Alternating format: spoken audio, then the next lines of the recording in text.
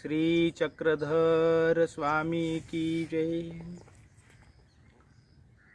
परब्रह्म परमेश्वर सर्वज्ञ श्री चक्रधर प्रभु 12वीं सदी में जीवोद्धार के लिए महाराष्ट्र में परिभ्रमण कर रहे थे। तो उस समय में जो समाज व्यवस्था थी, उस व्यवस्था में स्त्रियों को या अनेक जाति जो थी, ब्राह्मण, क्षत्रिय, वैश्य, शूद्र, उनमें से जो ब्राह्मण छोड़ कर के जो क्षत्रिय, वैश्य, शूद्र, इनके अधिकार सुनिश्चित किए थे। शूद्रों को और स्त्रियों को उस समाज व्यवस्था में उस समय अधिकार नहीं थे। यहाँ तक कि शूद्रों को मंदिर में प्रवेश भी नहीं था। स्त्रियों के प्रति ऐसा व्यवहार था कि उनको समानता यानी स्वतंत्रता थी ही नहीं। तो श्री चक्रधर महाराज जी ने उस समय अपने ज्ञान निरूपण करते हुए स्त्री, शूद्र, सब मानव जाति को धर्म के अधिकार दिए। शास्त्र ग्रंथ पठन करने का, अध्ययन करने का, अध्यापन करने का अधिकार दिया।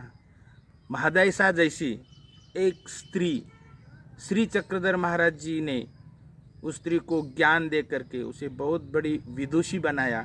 और यही महादायसा है जिन्होंने धवले नामक काव्य की रचना की।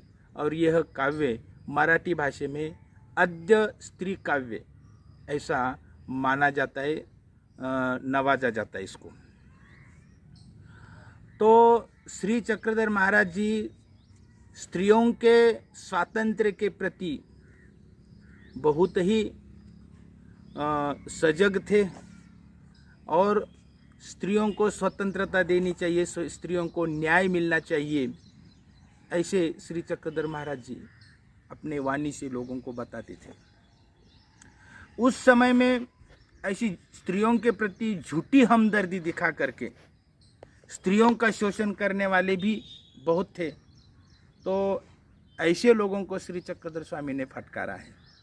एक लीला आती है लीला चरित्र में, बहुत ही उदाहरण के तौर पर हमें उस समय की स्थिति हमारे समझ ध्यान में आ जाती है। तो लीला चरित्र में अज्ञात लीला का जो प्रकरण है, उसमें स्त्री व्यवहारानुवादु नामक एक लीला है। ये लीला इस प्रकार है कि सर्वज्ञ म्हणितले एकू दादूला तयाची बाईल, दोघे सभेपाशी व्यवहारू सांगाविया गेली। दादुल नामक पुरुष और उसकी स्त्री, कुछ उनमें अनबन बनी होगी, कुछ झगड़ा हुआ होगा। गृहस्थी जीवन में तो ये होता ही रहता है। तो ऐसा कुछ झगड़ा हुआ होगा और ये दोनों, वो पुरुष और उसकी स्त्री, ग्राम की जो सभा होती है जहाँ न्यायदान का कार्य चलता है, जिसे लोग पंचायत भी कहते हैं, तो वहाँ वो अपना ये लेकर के गए और वहाँ जाकर के वो अपना अपना पक्ष सभा के सामने रखते हैं। ते सांगो जाती ते सभेचे तिथे देखती मोटकी आणि तया दादुलियाचा न्यावोची असे, परिसभा तिचिया सारखे बोले। जब ये दोनों उस सभा में सबके सामने अपना अपना पक्ष रखते हैं, दादुला मतलब वो जो पुरुष होता है, उसकी जो बाजू सत्य होती है, उसके पक्ष में न्याय होता है। लेकिन वो जो सभाजन है, वो सभाजन उस स्त्री का पक्ष लेते हैं। सभा तियेचिया सारिखे बोले, उस स्त्री का पक्ष लेते हैं। कभी उस स्त्री का उनको परिचय नहीं, कोई पहले भी कुछ व्यावहारिक संबंध नहीं है, कुछ लेन देन का व्यवहार नहीं है, सांप्रत समय में भी ऐसा कुछ व्यवहार नहीं है और आगे भी कुछ संभावना नहीं है।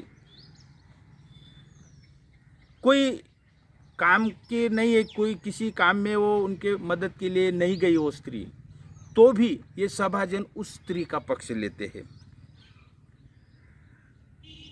और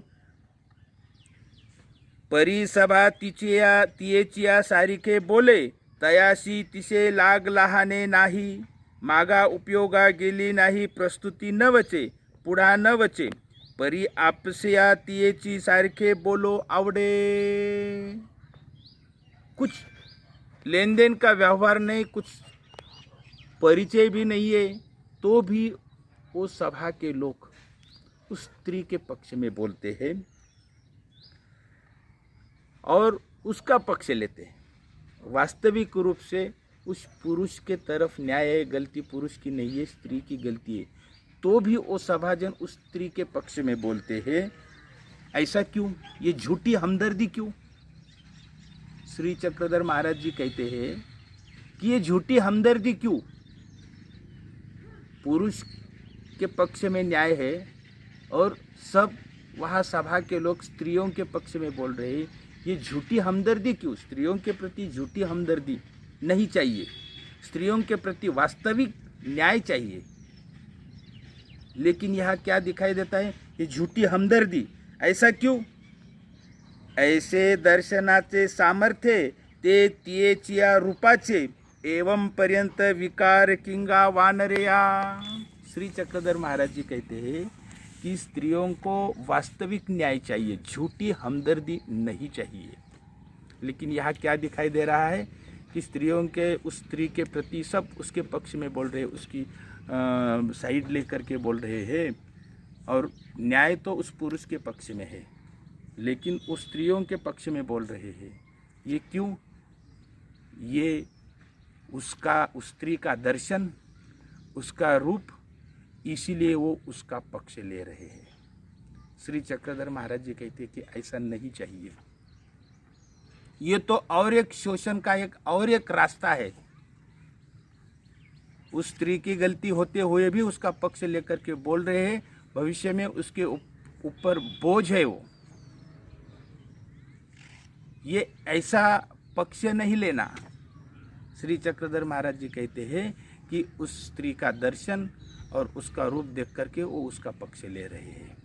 ऐसा नहीं, स्त्रियों को वास्तविक न्याय देना चाहिए, स्त्रियों को सबल बनाना चाहिए, स्त्रियों के पक्ष में रहना चाहिए, लेकिन वास्तविक रूप में झूठी हमदर्दी दिखा करके नहीं। इस प्रकार श्री चक्रधर महाराज जी ने उस समय में न्याय का पक्ष लेकर के जो भी हो सबको समानता, सबको समान मानना चाहिए, ये सीख उस समय में दी।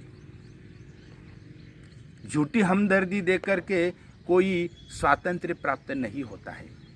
उस समय में श्री चक्रधर महाराज जी के सामने भक्त जनता थी, उसमें स्त्री भी थे, पुरुष भी थे, और श्री चक्रधर महाराज जी निरूपण कर रहे थे। तो उस समय एक सारंग पंडित नामक ब्राह्मण आया। उसने देखा कि सभा में तो सब एक जगह पे बैठे, स्त्री भी बैठी है, पुरुष भी बैठे हैं। तो उसके मन में विषमता जाग उठी और वो मन में सोचने लगा कि ये स्त्रियां का यहाँ क्या प्रयोजन है, यहाँ क्या काम है, इनको तो घर में रहना चाहिए, दरवाजे के बाहर आना नहीं चाहिए, इनका यहाँ क्या काम है, या तो ज्ञान की बातें चल रही है, इन स्त्रियों को तो कोई सजा देनी चाहिए, उनको उस कान्नड़ देश में, तेलंग देश में भेज करके उनके हाथों से काम करवा लेना चाहिए, इनका यहाँ कोई काम नहीं है। ऐसा वो सारंग पंडित सोच रहे थे। तो श्री चक्रधर महाराज जी ने कहा कि ऐसा क्यों सोच रहे हैं? स्त्रियों पुरुषों का जीव है और स्त्रियों का जीव नहीं है क्या? स्त्रियों का भी जीव है, पुरुषों का भी जीव है, उनको समान एक ही परमेश्वर है उनका रखवाला। तो फिर आप ऐसी विषमता मूलक चिंतन क्यों कर रहे हैं? श्री चक्रधर महाराज जी ने उनको समझाया कि हमारे पास स्त्री और पुरुष सबको समान अधिकार है, स्त्रियों को भी स्वतंत्रता मिलनी चाहिए। इस तरह श्री चक्रधर स्वामी जी ने स्त्रियों को समानता और स्वतंत्रता दी। झूठी हमदर्दी श्री चक्रधर महाराज जी को पसंद नहीं थी। तो ये थे श्री चक्रधर महाराज जी के विचार।